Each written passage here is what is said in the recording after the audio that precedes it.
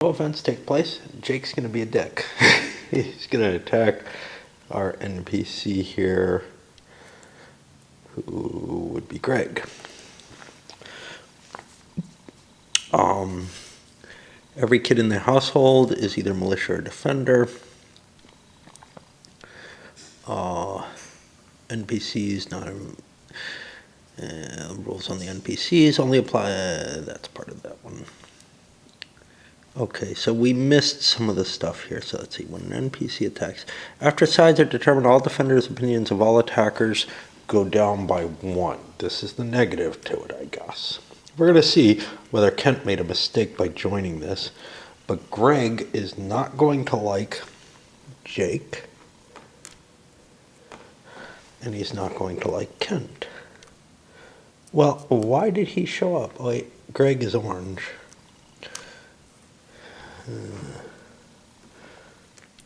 Okay.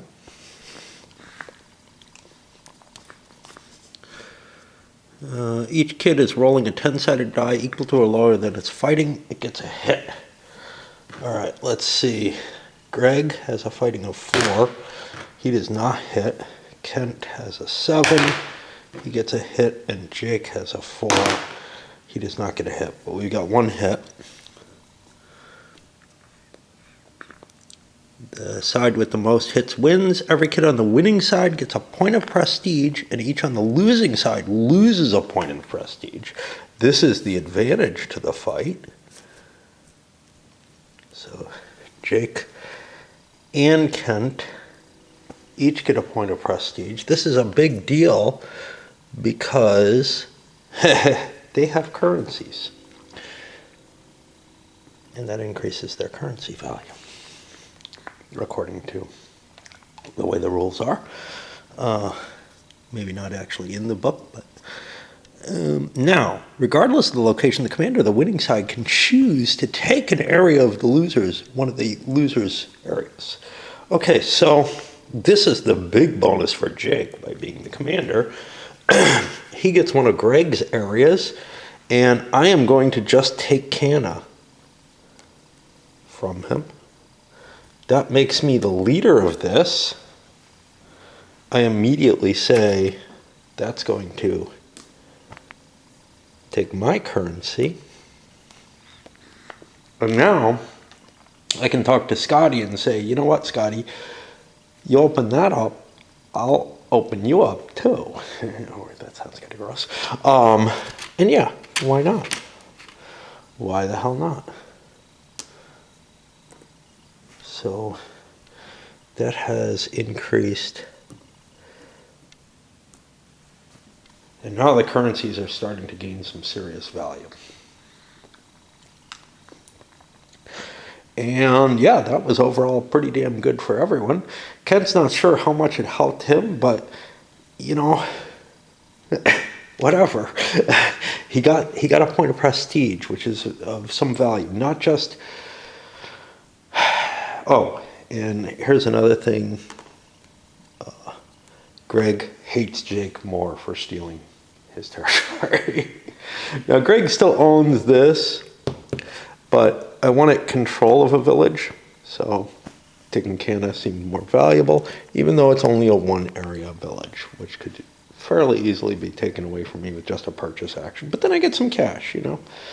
So that all works out pretty well for me as far as I'm concerned. At least for Jake, and I don't think Kent came out badly out of that. Sees the only thing happens is Chris works. He's working the stock he has the most of, and drives that up a value. He actually didn't get a work action. He got a build action. Can't do it. Can't buy because there's no currency accepted there. Boom. He's out. Other end of the players.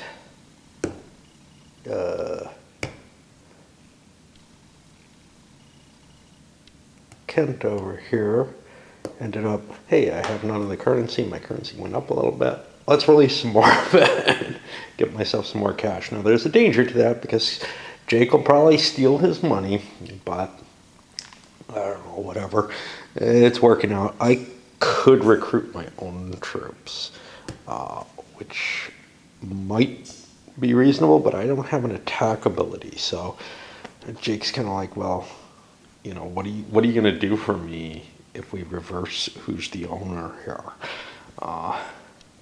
And they'd have to, he'd have to spend an action on it to form his militia instead. Of course, he's pretty good at fighting on his own. He doesn't really need a militia. The best fighter, Scotty here, isn't able to attack. So he would have to join a militia. Kent's militia would, of course, be the best. But Scotty's in the lead and seems to be the guy we want to pull down. Elsewhere, Naomi and Scotty both tried to build and failed. He used his newfound wealth to purchase a share of one of Kent's two companies, giving him a lot more money now, too. So he ended up coming out ahead of this. Of course, that puts Jake up near presidency. There's 6, 7, 8 stocks of that gone already, though. So if other people buy it up, there can't be a takeover.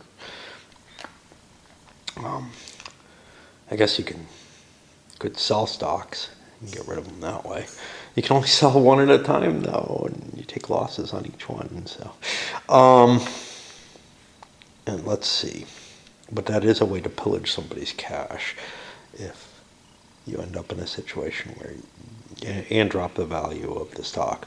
If you end up in a situation where you don't feel like that stock's doing you what you need. For the NPCs, I think we had a whole lot of nothing for most of them, but Kent got grounded for beating up Greg. Greg ended up going over here, which gave a big loan. And I don't know if I have this right. Yeah, $2. A $2 loan on Kent's own currency. Didn't have to be. The one thing it couldn't be is it wasn't going to be Jake's currency, because in order to do that, he would have to take a shortfall and lose some money. So again, I'm not sure quite how the rules work on these things, but I'm trying to put a little bit of sense into how the NPCs operate, even if it's not coded in all cases, just to make sure they don't do something completely stupid. Although going here may be completely stupid, because now Kent can show up there, Jake can move there, and we're all set up to beat him up again. And he is the perfect person to beat up, because he already hates us, Of course, yeah, he does own something still, so there's still a value to hitting him in that sense. And you get more prestige each time you beat someone up, so that's going to increase. That's what increases your value of your currency now, is beating the shit out of the NPCs. Great. On to the player characters then. Obviously, Kent isn't doing anything, but elsewhere, we'll see. The old effective tactic of increasing stock values, Naomi and Scotty are both continuing that, because somebody wants to get a build here, They're fighting over control of high hills. Neither one can attack the other, obviously. Naomi wouldn't want to attack, but there you have that. Now we're in a kind of a weird situation. Kent is like, he doesn't have an attack option. Yeah, he's got to work with Jake if he wants to beat anyone up. So yeah, he'll invite Jake in, I guess. The question is whether or not, the big question here is whether or not Jake can get in for free. He owes $2, 2 pennies rent. He has, that's 1 penny. This would be worth 4 pennies. He's like, I'm not going to pay you 4 pennies, and there doesn't seem to be any right of negotiation, exchange of money for other favors that I see. What did I say there was? What could you give? There was something that I said you could grant. Yeah, so that's the problem. Was there? Yeah, so there was there was an example in the video of money being transferred, but there's no actual rule for that. And I feel rather, I feel like money should probably be transferable for gifts. It is really the commodity most transferable. But then if money's transferable, why not stocks? Stocks obviously have their own very, very formalized market that doesn't really represent anything except whatever maybe the game was. But that needs to be more clearly stated one way or another, whether or not you can transfer areas, stocks, stuff like that, just through negotiation. So I would guess that Jake could get the right to enter at a reduced rent, essentially. Certainly he can go in for zero. It's whether or not he can agree to pay a little bit to have that reduction to zero.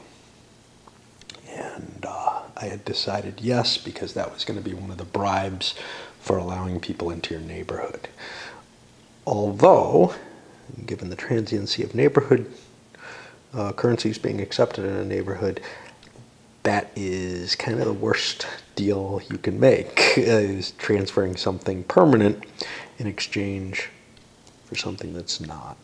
So I think what's going to happen is Jake's going to be allowed to move here, but he's going to give $1 because he gets, it's actually $0.50. He gets more of an advantage out of any fight that they do. Now Kent is dangerous in ways that I didn't realize. He taxed, and Greg and Jake both had to pay 20 cents. That's a lot of money in this environment. Oh, what is this fucker for?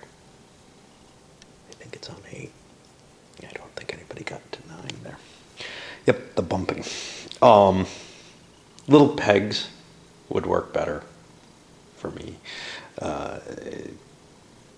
I don't know why things are slipping so much here.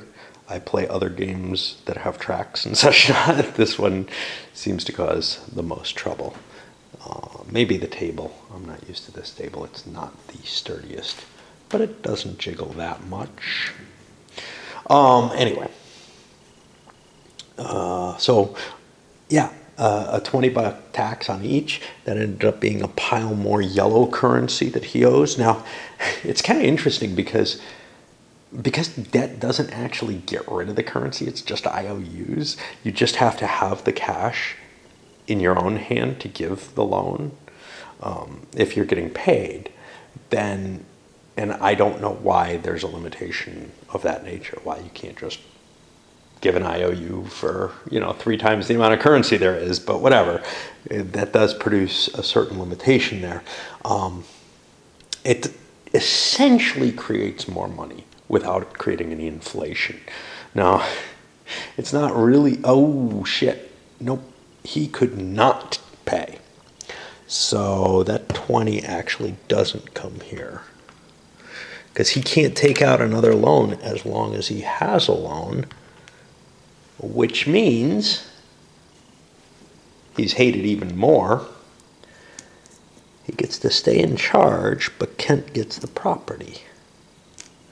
So a piece of property over here in St. J, which is what he really wanted. But he also took a 20 from Jake, and Jake's like, what the fuck, dude? I didn't know you were going to do that. Yeah.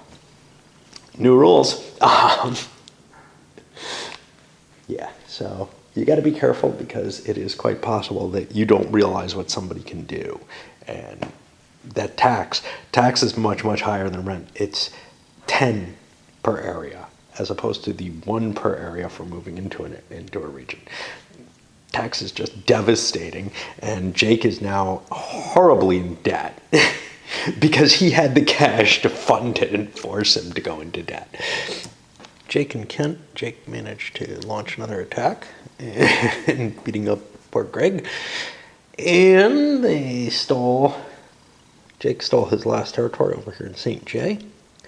And because Greg was the chieftain of that area, we have a new chieftain. It's randomly determined. In this case, it ends up being Kent, which is kind of cool from his standpoint, because now hey, I got another area.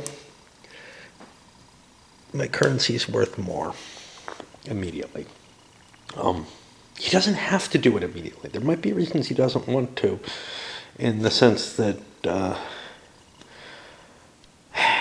he may be overvaluing his currency just before he's going to do, say, a currency action, which will drop it. But he has a lot of that currency at this point, so he's probably not going to do that. However, what he does want to do, and overvaluing it helps him because there are people who have loans out on his currency, which is great, loans to him. So he definitely wants to get its value up. Now the question is, does he want to see if he can launch an advantage from that? And yes, I believe he does. There are other people who have an additional area, so I could let yellow in there in exchange for yellow letting me in there, unless we each increase in currency value. Does yellow really want to do this? Yellow's in debt. Yellow does not want to do this. In fact, yellow may want to decrease the value of all currencies that he can by refusing people stuff. Why not? I have no positive currency. Of course, I could write more currency, but then I'll just be paying off my debt with it. So yeah, yellow's going to be a dick here. He likes being a dick, especially since he just got taxed real hard. He is going to withdraw everyone from his currency, which means all three drop down to 0.5. And of course, they might as well drop him. So he also goes down 3, which is fine. Like I said, he just owes money. He might as well cut currencies. But going back to Kent, Kent has this, and he will make a deal with green on that. So he and green each go up 1 in currency value. I forgot to up both yellow and pink based on winning the fight. And then he also wants to offer over to Mayumi, who has a secondary as well. And she's like, sure, that sounds like a good idea. So she also will throw herself into there, upping her currency value. And we got somebody with only 2. Yeah. Why am I allowing anyone in there? What's going on here? Wait a minute. I screwed something up. Yellow got kicked out of there. I don't want to kick yellow out of there. I want to kick the pink and greens out of there. And we'll see what effect that has. So, yellow is not on anyone else's. That's correct.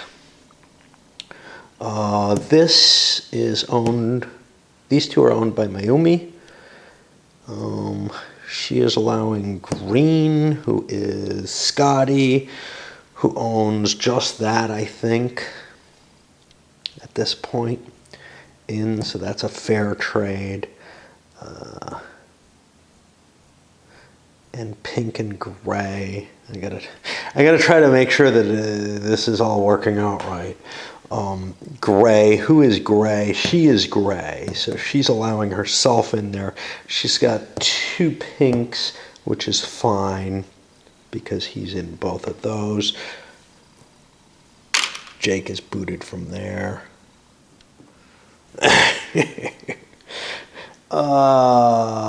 Yeah, I'm going to have to try to figure out if I've got everything correct at this point. I think I've been removing markers correctly, and there's no way that I can yeah, I could reproduce and refigure what those values should be, because they're going to be based on the number of villages plus the current prestige values. Okay. Violence is disrupting things in unanticipated ways. Among them, hey, the fact, the taxation has dropped the currency values somehow. There's all kind of interesting stuff going on. Well, that causes its own interactions. So, for example, Kent here decided to buy stock. Now, the NPCs did whatever they did, which was very little. Basically, a work action by Greg, I think. I don't know. No, I think by Jeff. But anyway, Kent decides to buy himself some stock. He buys a share of Greg's company here, raising its value, getting a bunch of yellows out of his hand for something that's got more of a fixed value. The stock values aren't going to go down by too much, at once. But then Mayumi looks at it and says, this is a good time to collect up some greens when they're not worth much right now. Why are they not worth much? Well, not for any great reason. Scotty's kind of on the decline. So that I can pay them back. So she sold a stock and got some other currencies, while currencies are kind of low in value. Now, yellow, she ended up having to take a yellow. Otherwise, she would get shorted. That's not going to be worth much. It's very obvious that Jake is going to devalue his currency by printing some more. But, okay. And now that leaves us with the last, which is Scotty. I don't know what the hell he's going to do. He's... part of him kind of wants to keep working, but this is really the time to take a stock action and sell stocks, because the currencies are lower value, so you're going to get a bigger pile of currency for each stock that you manipulate. An interesting speculation. Scotty chooses also to do a stock, but not to sell. He couldn't figure out something really good that would get him a loan, that would get him a lot of cash. But taking out a loan in a currency that he thought maybe overvalued seems like a good idea. And you can kind of force people who have the currency to cover something, the danger of having an overvalued currency, to give him a loan on that and grab himself a share of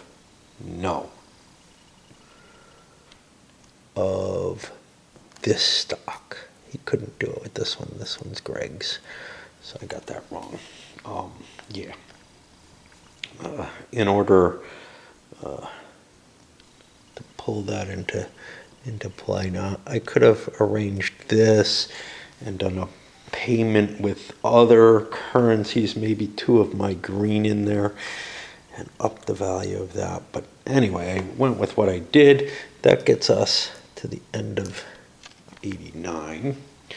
And yeah, things have gotten a lot more chaotic at this point, and it's beginning to look like a weird kind of currency manipulation can go on, stock manipulation. All of it can happen in this. It's just hard to grasp what you're actually doing in any particular case. Like I said, what intrigues me about this is it's not just a flawed model of an economic system, which, most games, 18xx, 4x, I'm sure, represent, but it's a flawed model probably of a flawed model. So it becomes almost an abstract game of manipulating the relationship of the stocks, the currencies, the relationships between characters, all kind of stuff like that, where you're trying to discover how to misuse the relatively serious flaws in the model. And that's very intriguing to me in a way that, most games that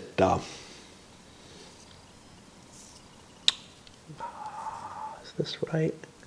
I think so. I don't know. The counter's getting bumped. Ooh, no, I think it's like this. Counters getting bumped is a serious problem here because they are kind of important, and I don't know why.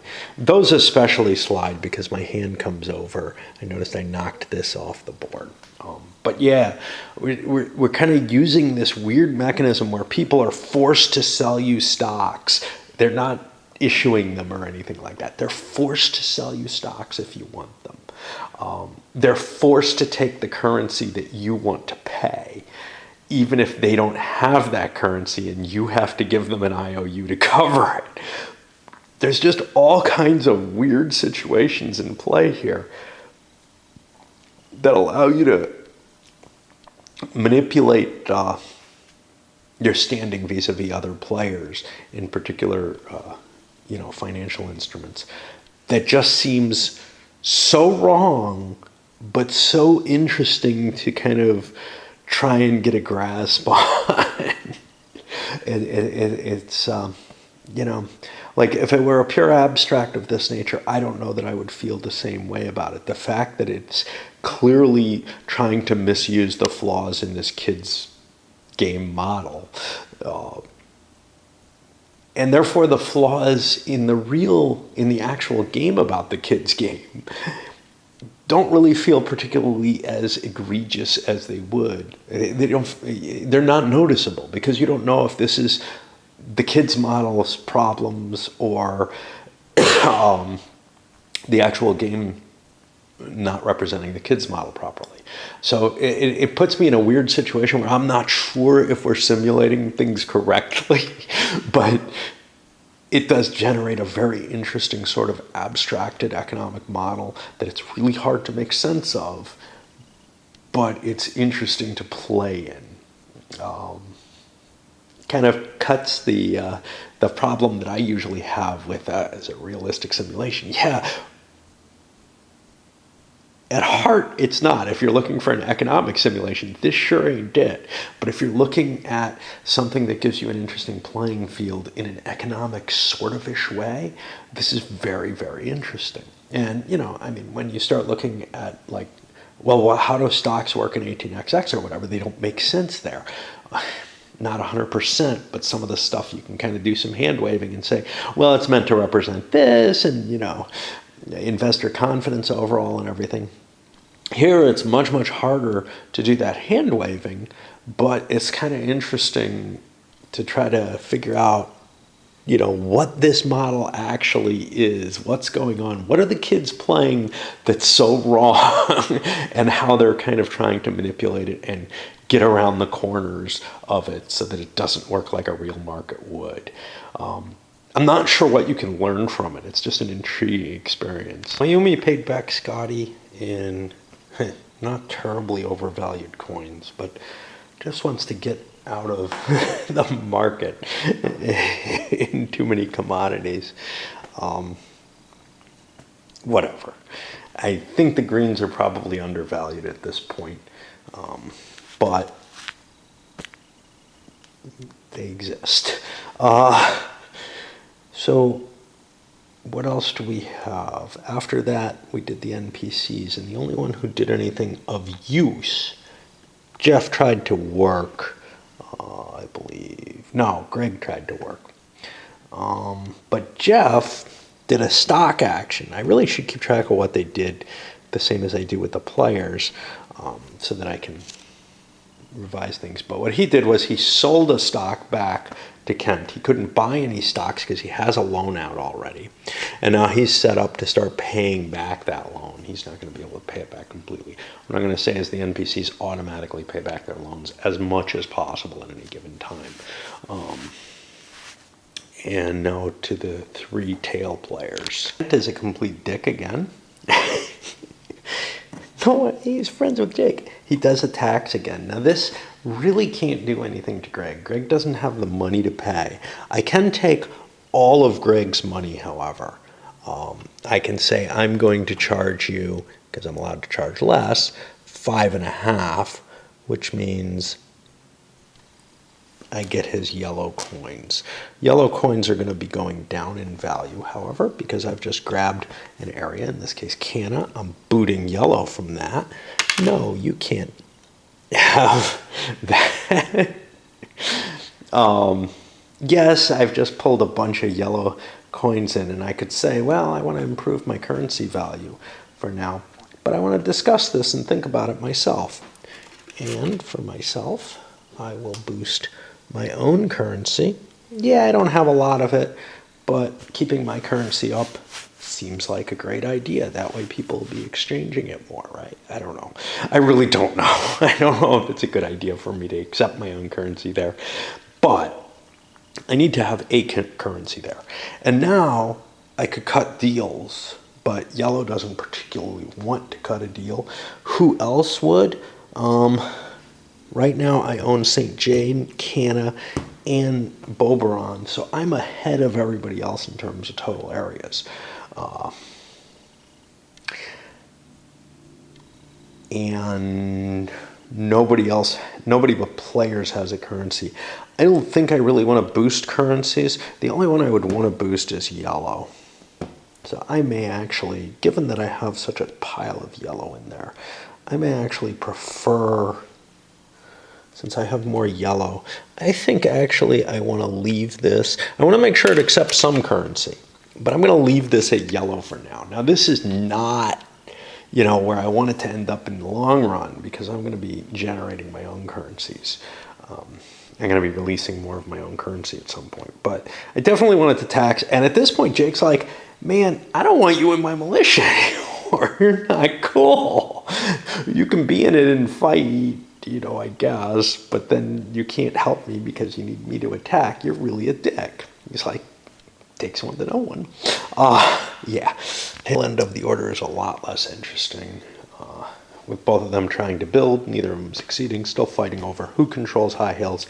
I think Mayumi has it pretty much, but Scotty is still like, well, maybe I can beat her out somehow. But yeah, that's not the best of circumstances, and she can start driving up her stock value. Right now, they're the two who have a stock nobody's invested in, but we could see that change with the volatility we're beginning to see in the currency markets, where, yeah, if somebody like Kent starts cutting more deals and allowing his own currency to be used more, he can get it up to that 3 or 4 level that Jake had his at earlier and made his currency so valuable. And Jake got himself in trouble again. I kind of screwed up. I forgot to play Kent on time and jumped over and did Mayumi and Scotty beforehand. Rather than roll things back, I decided he would try a build action, which wouldn't affect much of anything. He didn't succeed. Now, what he did, though, early in the turn, was he allowed yellow into all of his properties, boosting the value of his yellow currency. There was a payoff, whatever. And the greens can't be paid off yet. By inflating yellow's currency, Scotty went, and actually this wouldn't affect a damn thing if he did what he wanted to do, which was release currency, which I think is what I was going to do. I'm going to release 10 currency of my own, because that's what I want. I don't have a whole lot of it, and do I have a lot on loan, though? Like, this guy has some of mine on loan, but it's not a whole lot. This guy has some of mine on loan. So maybe I don't want to do that. Maybe I'll just say I did the build. And we'll keep my currency value high. Because as long as I've got it on loan, it's kind of on my books. I could be getting it at any time. So reducing my currency doesn't seem, by printing more, doesn't seem like a great idea. But because I have so much damn yellow, I am trying to keep the price up. Now, Jake is probably going to do another currency action next turn if he doesn't get in trouble, and just keep releasing more and more of that yellow currency as long as its value is high. And there's going to be tons and tons of coins out. They're just, he's taking money away from everyone else by doing it. Over here, Mayumi tried to increase the value of her own stocks. Scotty didn't want to do that. He wanted to take advantage of the high price that yellows have currently, and the fact that they probably aren't going to be able to keep that very long. He's the one inflating their value, and it's just really helping Jake in terms of, at this point, in terms of being able to release more currency. So if he doesn't realize what he's got there, he needs to dump these, though, which means he needs to do a stock action and buy something with it, or else have somebody buy something, sell something back to one of his companies using the yellows. But instead, he's having people buy stuff and take out additional loans on him, and that's just horrible. Yeah, there's definitely something interesting about this system. I don't know where we're going to go in the end. Let's push it to another month, and that's probably the end for tonight. I got to go fly my spaceship a little bit. I haven't been doing it for a while. It's been too exciting. It really has. First, the feeling that, like, I'm certain I'm missing something, but how would it work if the currency values were a little bit looser, if they could move around a little bit more? Well, when I found out that they're supposed to move around a little bit more, and I have the design, the rule for handling that, yeah, it really starts becoming chaotic. So I missed a couple of the penalties against Greg here. If we look at these guys, they each gained 3. So I gotta make sure he drops. I missed 2 of them. I got 1 of them, so I remembered, the first time I think I looked up the rule, and then I forgot about the kind of unimportant thing of the NPC prestige dropping, but it is of some value, I suppose. Nothing happened. Jake came back. I'm trying to figure out what I might want to do in terms of his actions, because he's terrified of Kent, and I'm not terribly sure that Kent wants to go around beating people up. If Kent doesn't own the village, I guess is the proper term here, then it's not a good thing. However, we could go someplace like High Hills. It only costs us a penny to go there, and we can start beating up on those characters, in particular Mayumi, who's easy to beat up, who are a little bit weaker. Beating up on Scotty, who apparently the designer associates himself as, and who's definitely one of the better characters in the game. That might be dangerous. He has a fighting of 9. He's very likely to get a hit. It's very unlikely that Kent and Jake together are going to get 2 hits. Fair chance that they get 1, because Kent is pretty decent. Paid the extra cash to go to High Hills. What he's going to do there, not entirely certain. He's trying to convince Kent to go there to attack. Kent says he will go there, but he's not sure he wants to go right away. For the NPCs, poor Greg, because he's lost prestige, can no longer just visit anywhere he wants. So he actually ended up, in fact, he can't visit anywhere because he's got a loan. So he ended up sticking around in Ducktown. I'm trying to look at the loans to see if I screwed up, if I should have paid any off. I don't believe so. The extra money that has shown up with these loans, I believe all of it showed up this turn so far with actions that have taken place, although Scotty may have had a buck on yellow. Did he? No, he did not. My initial thought was, hey, let's run away with Mayumi, but I forgot she holds the attack hammer, the tax. And with so many people there, what the hell? Boom. She took a lot of money from all 3, including Scotty, who's now in debt up to his ears. But Jake is as well, and Kent lost a lot of cash. A lot of currency just stripped from everyone. Now that means everyone else kind of wants to release currency, especially if they're in debt, which of course devalues it, but that's okay. There's a lot of currency in the game. The big difference has been how many villages have been showing. Finish things up with Scotty running home because, what's his name? Chris is there. Chris is not an easy pushover, but I would rather be doing something there than stick around where I just don't have any of the tools that I need. Now what I'm going to do instead of what's normally done. Normally you're supposed to start a turn by paying off loans. Instead, I'm going to look around and I'm going to pay off loans at the end of the turn. That's just easier for me to handle, and it doesn't really influence anything bad. As I start another turn here, and Jake and Kent, is it here, beat up Mayumi, thereby reducing her value, and they've gotten themselves up to that 7. Now that 7 is nothing magical.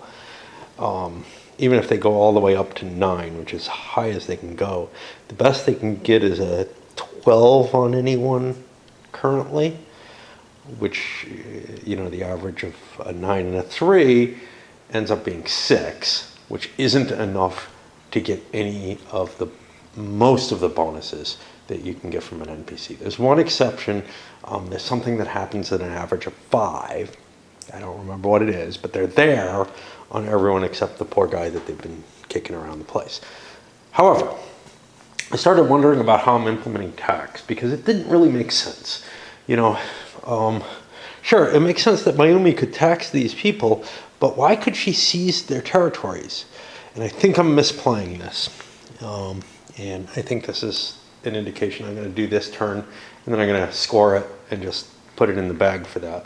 But I think I've discovered another place where I'm misplaying a rule.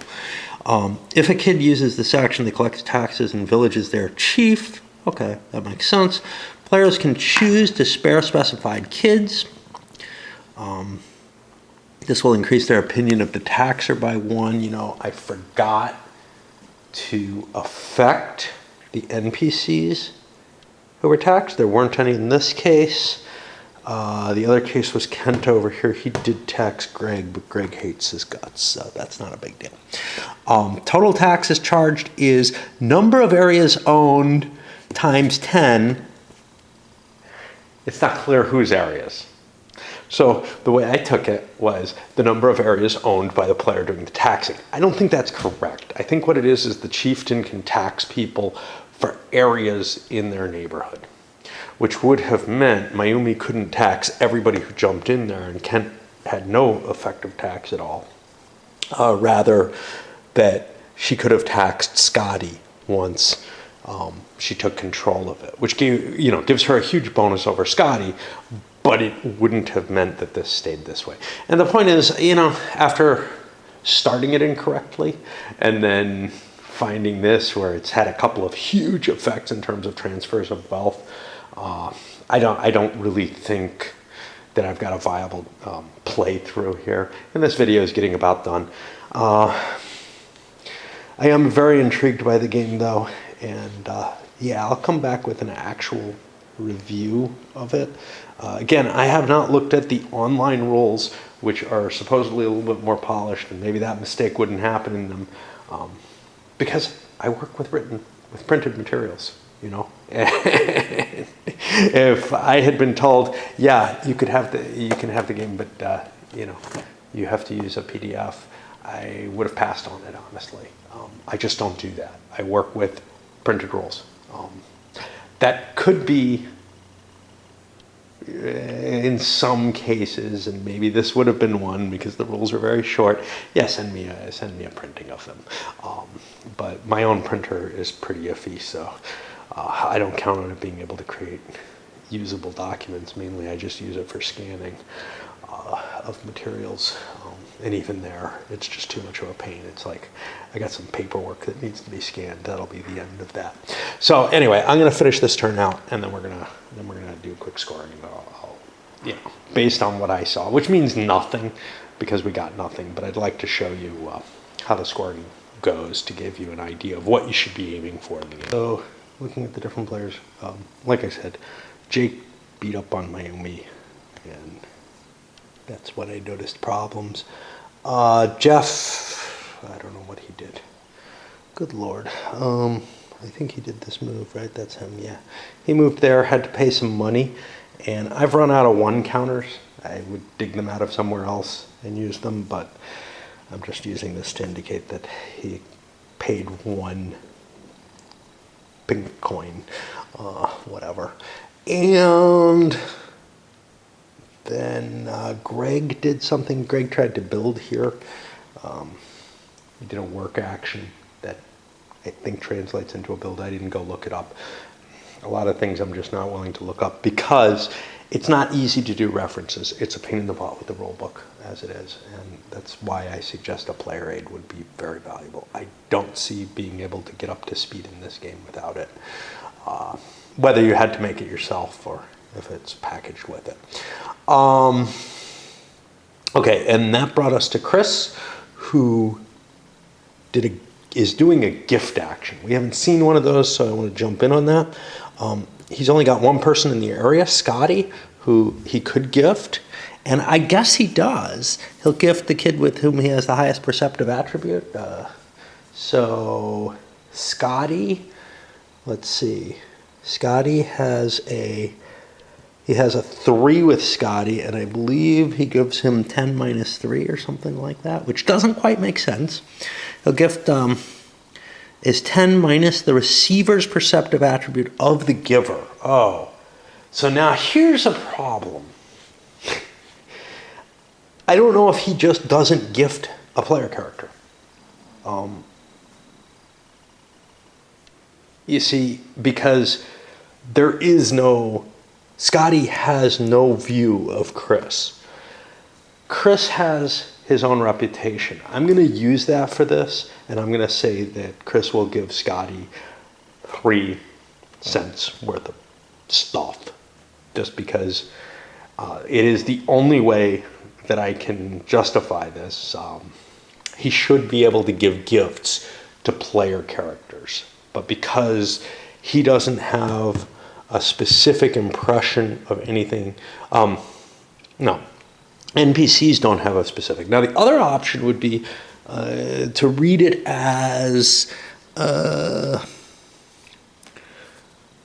receiver's perceptive attribute of the giver. I think that can only be seen as how well the receiver sees the giver. And again, he has no specific opinion of Chris there because he's a player character. Therefore, I'm just going to go with the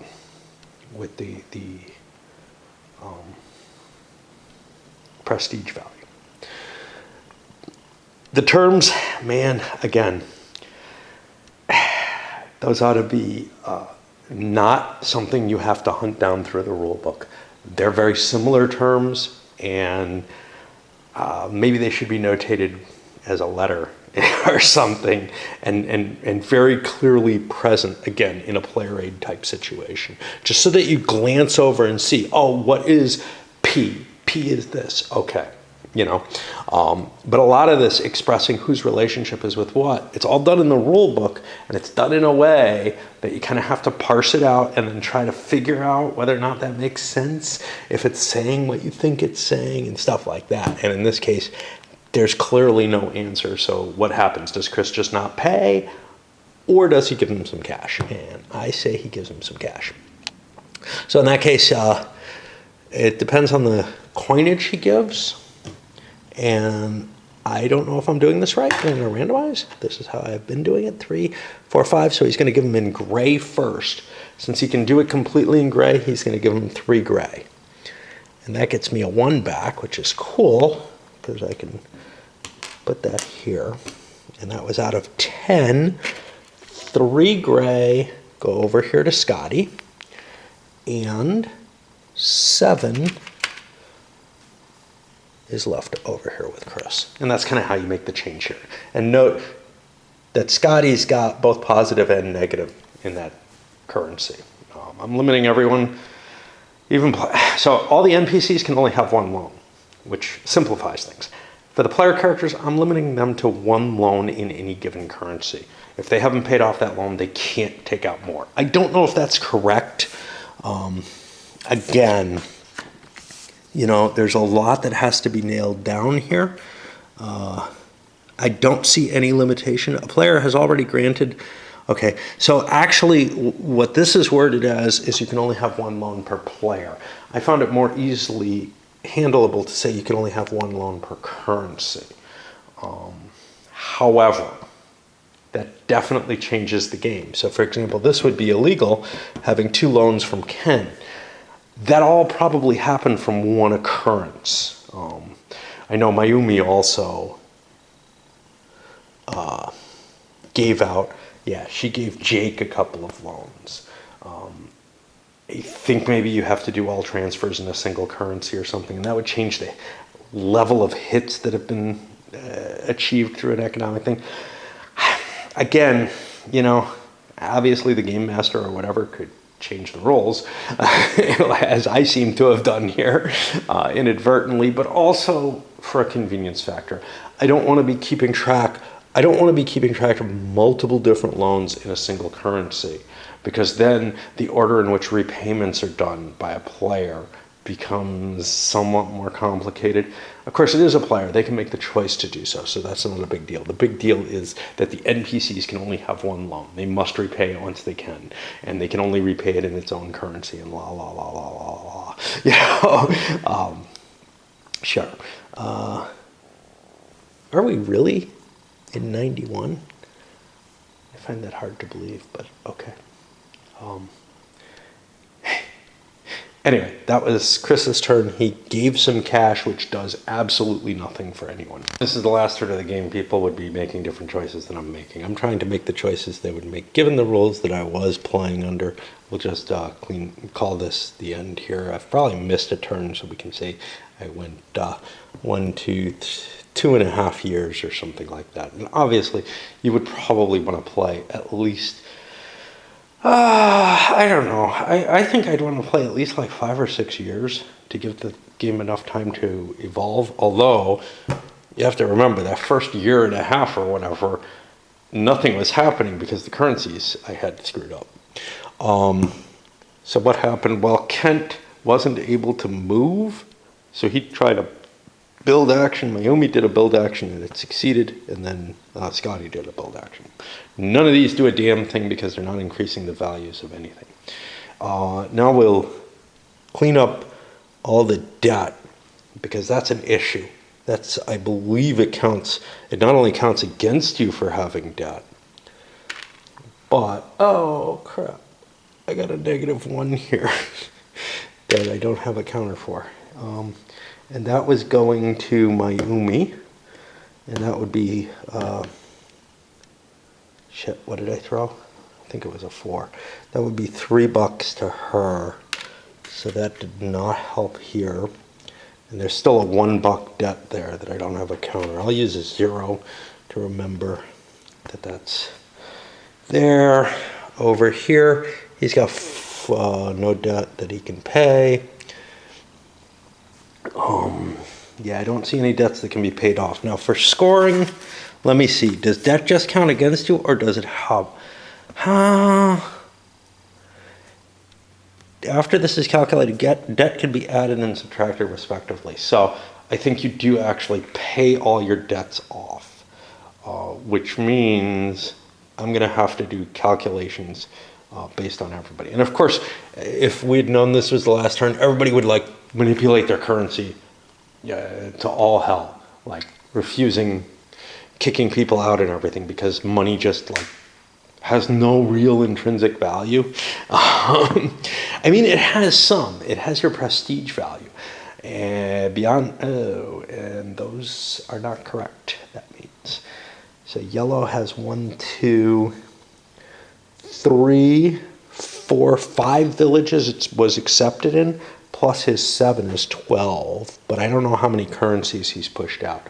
Yeah, I know this went up at least 1, and his went up at least 1. And we'll just say that's how much I screwed up. I forgot because they beat up Mayumi. And her prestige went down, so her currency went down as well. First time we had somebody with a currency get beat up. That's a big hit. Does it make sense? I don't know. I mean, it makes sense that prestige affects your currency, and that, you know, your ability to afflict military prowess on something affects currency. But what's done, you know, by beating someone up doesn't really seem to be something that affects necessarily any of the anything that really like would make sense as a standard for the currency. Certainly getting beat up would suck. I don't know that beating someone up would improve your currency. It could, but I don't really see it. Especially if there's someone out there who could beat you up but hasn't. Okay. Yeah. So, but maybe, just the fact that he pumped himself up so much in everybody's view, he's become the strongest currency. So now, for each character, I will take a piece of paper and we'll just look up what somebody has in terms of their valuation. So let's take a look at Greg, who probably isn't too complicated. And he has 12 plus 12 is 24, plus 11 is 35. However, he owes 12. So he's going to end up with a 23 there. Now, in cents. None of, his holdings on the board mean a damn thing. Now, what's going to make this complicated is, okay, that's great, but when I calculate Kent, I have to go looking around for all the debt that he's owed, for example. And I'll give you a best guess, but I can't guarantee I'm going to get all the calculations right, which doesn't matter because I haven't gotten the rules right? Whatever it matters with the things I've exchanged out. Here are my final scores. Let's start looking at them. Greg had 23. It seems like, he has a couple of stocks. He has some debt. Nobody owes him money, whatever. Jeff ended up with 8. I was surprised at this. Greg had a miserable existence. Jeff, he mainly just lazed around, but, nothing too bad happened to him. But he didn't have any stocks, really. He didn't have the opportunity to purchase anything. He doesn't have a currency of his own. For whatever reason, unlike Chris, who has piles and piles of cash on hand, how did that happen? Yeah, Chris got to sell some stock or something. I don't remember what happened. But anyway, Chris ended up with 99.5. And I'm like, wow, that's a lot compared to everyone else. What the hell happened? How did he make that kind of jump in comparison? Well, obviously he has currency, and currency is rather overvalued at this point. It would probably never end a game in this state because, for example, everywhere where Jake's currency is accepted, which was done so people could take money from him, like people through taxation. It was Mayumi's damn taxation and Kent's taxation, which forced his currency to show up everywhere so that they could drive up the values of the currency because they had some of it. And Scotty, who you would think is a pretty good character, he only ended up at 14.5, but he has a lot of debt on the books. He has a lot of stocks. As I was playing the game earlier, all that stock value was worth a lot, but then the currency value just skyrocketed when people started, increasing prestige especially. And then we go to the others. Mayumi, 128.5. Why? Well, same reason Kent has 158. This is that taxation being misplayed. Way too much cash changed hands there. But it can't be the only thing. For her, it's the big thing. But I don't think so for Kent. He had something good going on in terms of the loans with those high-valued currencies. Somehow he was getting cash out of other things as well. And then Jake, who you would think was pretty much an instigator of stuff, at least towards the end of the game, once the currency started taking off and stuff started happening and he started beating people up. He only got 12. Why? Well, he has a lot of property, which is kind of neat. Well, not really. But he doesn't have a lot of stock, and he's in debt. So, yeah.